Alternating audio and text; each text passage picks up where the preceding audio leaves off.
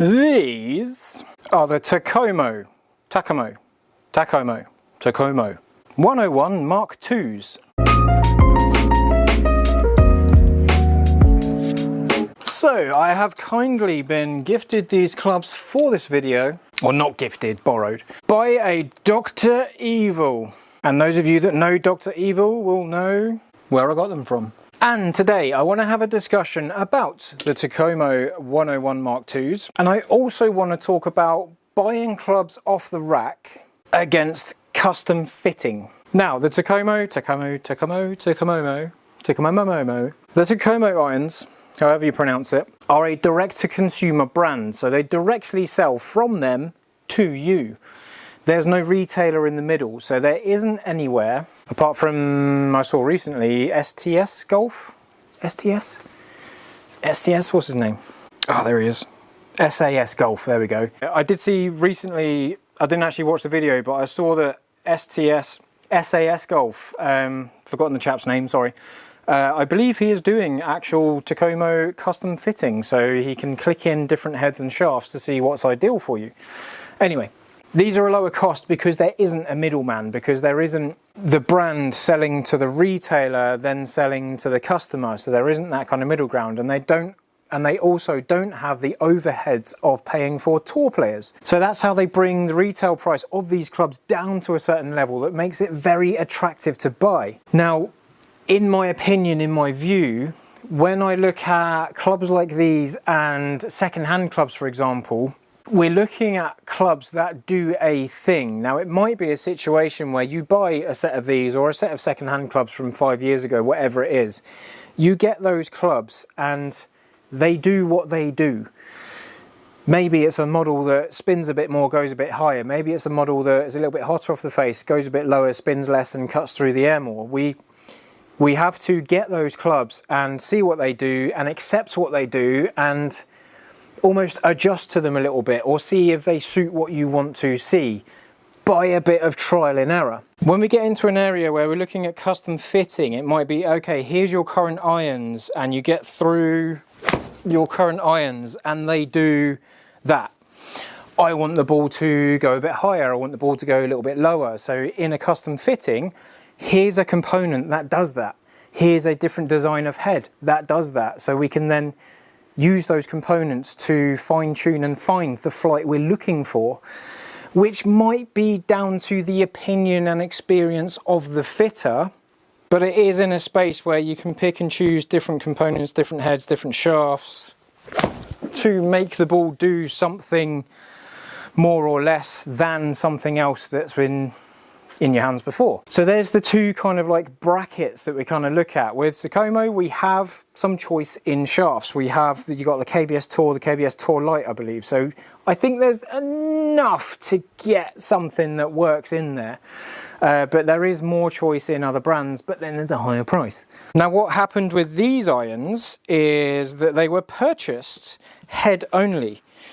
So you can buy the Takomo irons with just the heads and put in whatever shafts you want, or whatever shafts you've got. Maybe there's some shafts that you've had in other clubs and you liked them and you want to put them into here.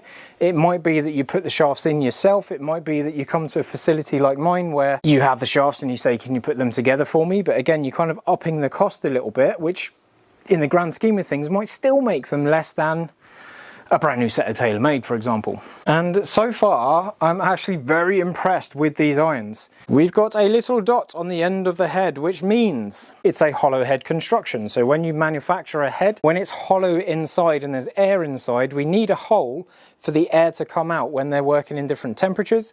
So then they plug it with that little bit in there, which I believe is probably plastic or urethane maybe. It might just be a little plastic plug that goes in there. Anyway, that indicates that it is a thinner face that has a little bit more spring in it. On the back, we've got quite a nice, clean, simple design. There's not too much going on here. It's just a nice, simple looking head. The club face feels just a little bit longer than some other models, and the offset doesn't look too bad. I prefer this to stick out a little bit less. However, for the golfer that it's aimed at, it's absolutely fine. So When we go down to the pitching wedge, we have less offset. So this sticks out a bit less, so it's progressive. When we get into the longer irons, so this goes up into the 5 iron, and the 5 iron has more of this sticking out. So to my eye, I'm not a fan of that, but when we have more offset, we basically have a little bit more draw built into the club.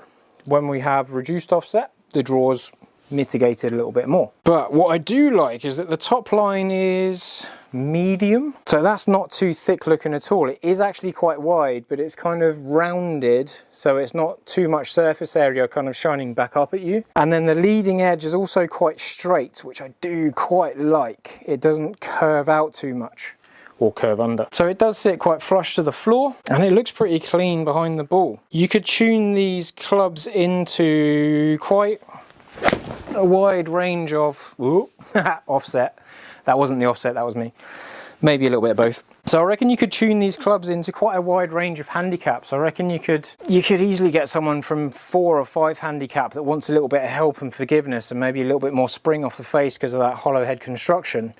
And the main reason I say that is because when you get game improvement irons that have more forgiveness in them, they tend to spin very low, which then cuts through the air and goes further, which I'm not the biggest fan of. It's more fun to make the ball go further, but when you land on a green, it doesn't stop, it carries on. So you need to land short of the green and roll in. But I'm seeing spin rates in these that are nice and healthy. So I feel like they kind of sit, this is back to the 7 iron, I feel like they sit in a really nice space that's almost in the same realms as the Srixon ZXIR HL, where, okay, a little bit of overdraw. But spin rate 5,000 on that one. And I sometimes get these clubs, or like game improvement clubs that are a little bit bigger and a little bit chunkier, spinning at like 4.5, and then I have to work quite hard to get that spin up again. But if I actually rattle through one, oh, there we go, there's a good example. What are we going to get on that? 6,100 spin. Now there's not many forgiving clubs that spin that high, so I actually quite like these as an idea, because they spin enough to get control into the greens, they're hotter off the face, and they're forgiving enough for, again, like a 4 or 5 handicap or up to 25 plus.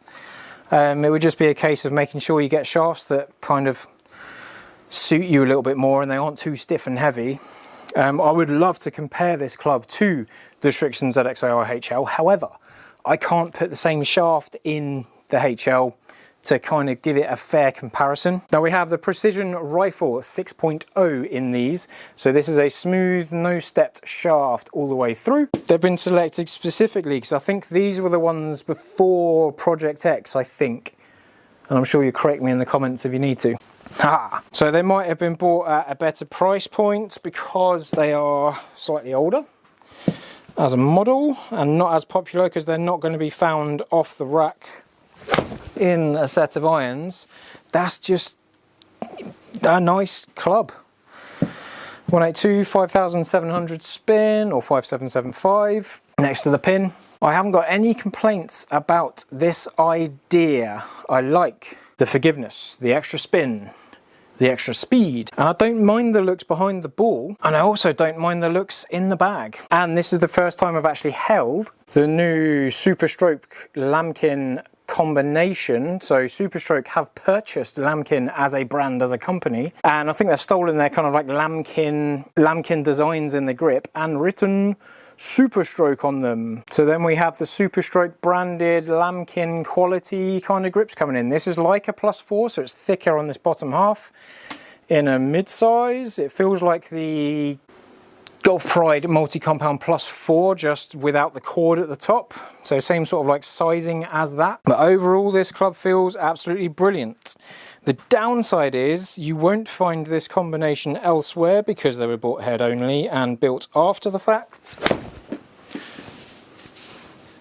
I'm getting a little bit of left lean in there, just a little bit of offset maybe, but they feel good off the face. And my irons are flatter than these ones, which will bring the ball flight to the right.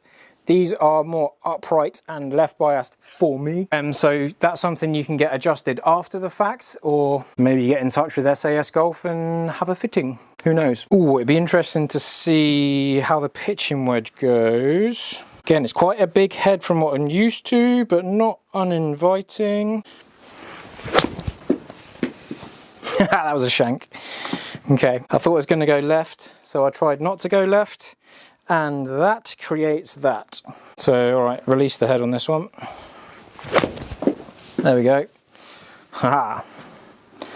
Yardage 144. 144, pretty tidy. I think my normal yardage with the pitching wedge is 149. However, I have made my pitching wedge a bit stronger to keep my loft gaps better in the bag. But this isn't shy at all. What was that carry? That was 145. Cool. 144, 145. Consistent production of yardage apart from that fade that I hit. But yeah, have you seen any of the Mark II Takomo irons? And what do you think of them? Let us know in the comments, and I'll see you on the next video.